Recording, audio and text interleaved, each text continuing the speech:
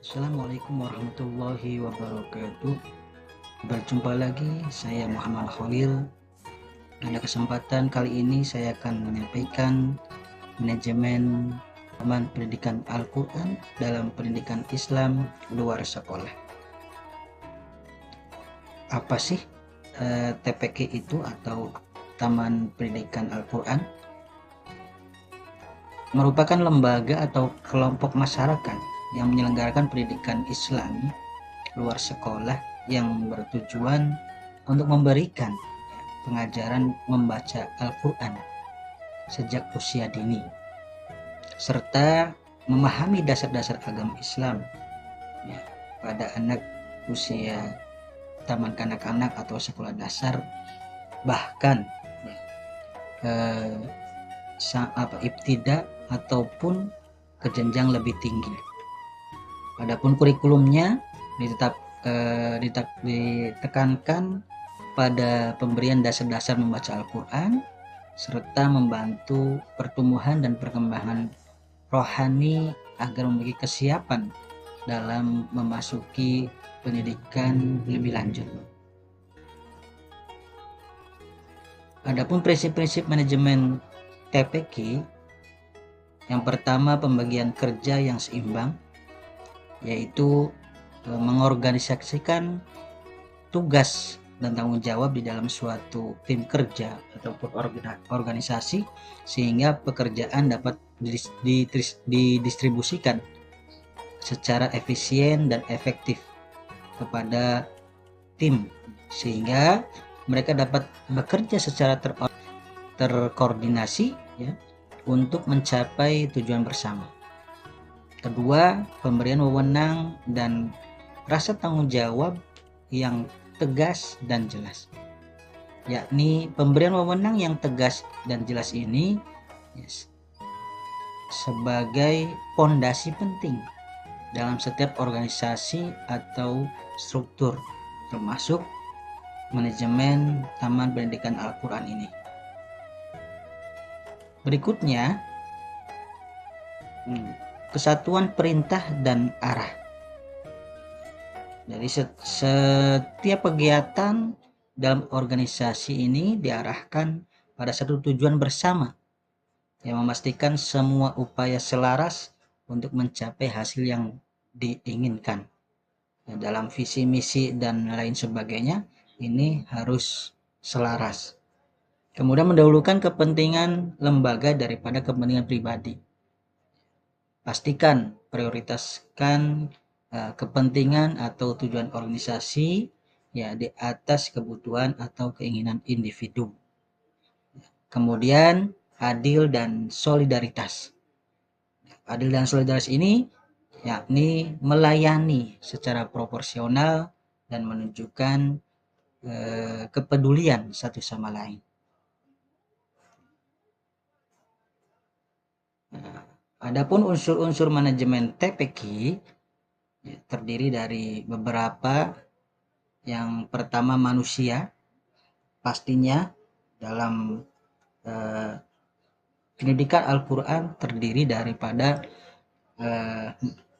guru ya, atau pengajar, santri atau siswa, ya, pengurus dan staf TPQ. Kemudian uang di sini maksudnya yakni finansial ya, sebagai investasi ya, termasuk biaya operasional dalam Taman Pendidikan Quran. Yang ketiga bahan ya, sarana dan prasarana yang mendukung kegiatan pembelajaran TPQ. Kemudian mesin, media yang digunakan untuk proses pembelajaran TPQ. Misalnya media Al-Quran atau media cetak Al-Quran, papan tulis dan lainnya. Berikutnya metode ya, yakni strategi ataupun cara yang digunakan dalam proses pembelajaran di TPQ. Ya. Kemudian pasar di sini yakni penyebaran informasi adanya Taman Pendidikan Quran ya, sehingga masyarakat luas menjadi sasaran, ya, baik orang tua, ya, maupun masyarakat sekitar. Berikutnya, fungsi manajemen TPQ. Perencanaan menjadi modal awal untuk membentuk TPQ tersebut, sehingga ditentukanlah visi dan misi TPQ. Kemudian identitas ataupun mengidentifikasi kebutuhan dan sumber daya yang ada. Apa saja yang dibutuhkan, apa saja yang diperlukan. Nah, ini pastinya direncanakan dengan matang atau efisien. Kemudian strategi ataupun kegiatan untuk mencapai tujuan yang diinginkan.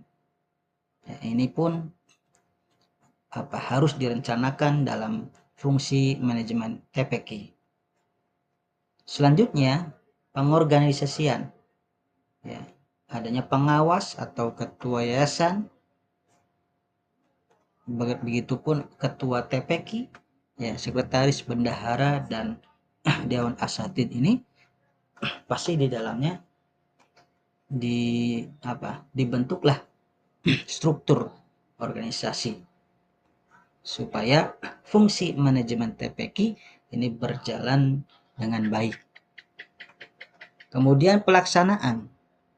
Dalam mengawasi pelaksanaan kegiatan TPQ ini, ya, memberikan motivasi dan dukungan kepada guru serta siswa-siswi ataupun santri, bertujuan meningkatkan kualitas proses pembelajaran.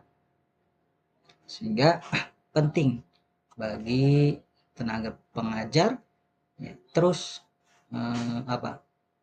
menggali ilmu pengetahuan terkait bagaimana metode ataupun strategi dalam pendidikan Al-Quran. Berikutnya, pengawasan.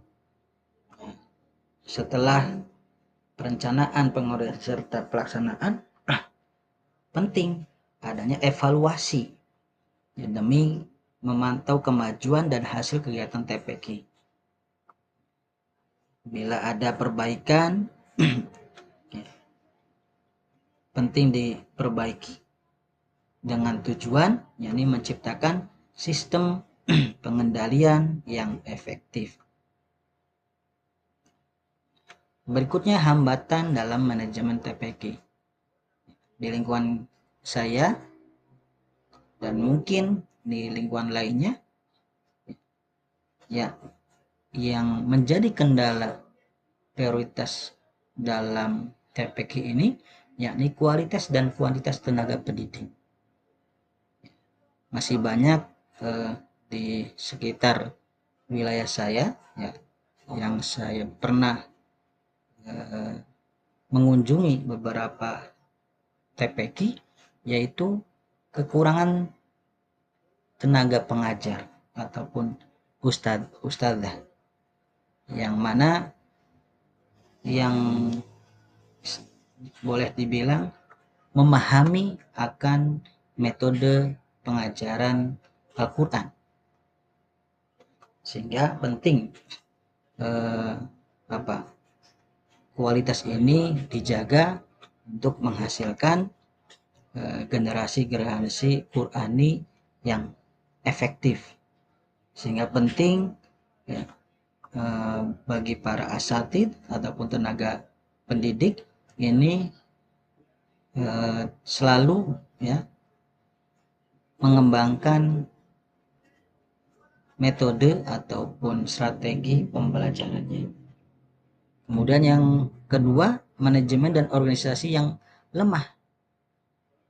Banyak kendala-kendala di sekitar wilayah saya. Ini proses perencanaan dan evaluasi yang kurang matang atau tidak dilakukan secara rutin, ya, sehingga menyebabkan TPQ berjalan tanpa arah yang jelas. Visi misinya ataupun goalnya kemana, ya, tujuannya kemana itu tidak jelas. Kemudian kurikulum yang, ya, tidak terarah ataupun tidak jelas pula, sehingga program-program yang sampaikan ini hanya seputar siswa diajarkan Al-Quran kemudian selesai tanpa dilakukan sesuai dengan kurikulum yang ada. Berikutnya, dukungan dan partisipasi. Masih banyak di wilayah saya, di mushola-mushola atau masjid, yang seringkali ya, dalam pendidikan Al-Quran ini kurang mendapat perhatian ya, atau dukungan dari pada pengurus masjid ataupun mushola. Bahkan orang tua ini kurang antusias dalam mengantar anaknya atau kurang memantau perkembangan belajar anak di TPQ tersebut. Dan yang terakhir, pendanaan dan sarana prasarana. Sumber dana TPQ ini seringkali ya terbatas dan tidak stabil, sebab ya karena tidak adanya patokan dalam pembiayaan, sehingga kalaupun ada iuran itu pun iuran sukarela, sehingga untuk pendanaannya pasti menghambat ya untuk tenaga pengajar, serta masih banyak TPQ yang masih memiliki fasilitas belajar yang sederhana tanpa adanya media atau alat penunjang pembelajaran yang memadai. Nah, dapat disimpulkan dengan memahami prinsip-prinsip manajemen yang baik ya dan kendala-kendala yang mungkin dihadapi dalam mengelola TPQ ya.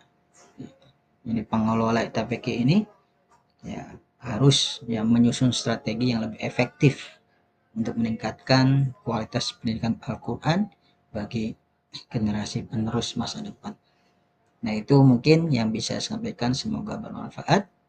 Ya, wassalamualaikum warahmatullahi wabarakatuh.